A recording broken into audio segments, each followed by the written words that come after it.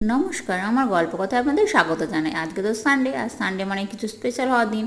তাই বাড়িতে বানিয়ে ফেলেছিলাম বাসন্তী পোলাও আর চিকেন কষা। আর আমি তো মাটন খাই না, সেই জন্য চিকেনটাই হয় বেশি বাড়িতে।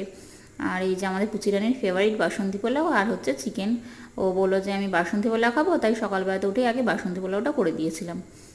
দুপুরবেলাতে লাঞ্চে দেখুন দাদার দেখে দেখে দইয়ে ডুবিয়ে ডুবিয়ে খাচ্ছে। আমার ছেলেও দইয়ের মধ্যে চিকেনগুলোকে দিয়ে খায়।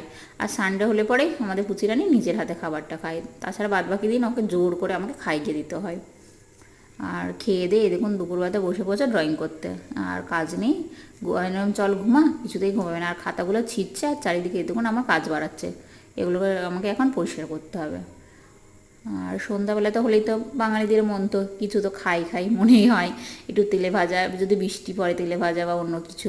কিন্তু আমার অতটা তেলে ভাজাটা পছন্দ হয় না, সেই জন্য বানিয়ে ফেলেছিলাম মোমো গন্ধরাজ। অনেক দিনের বানানোর ইচ্ছে ছিল বাড়িতে গন্ধরাজ মোমো বানাবো, ফোনে তো অনেক দেখেছি, সব ফেমাস হয়ে গেছে গন্ধরাজ মোমো।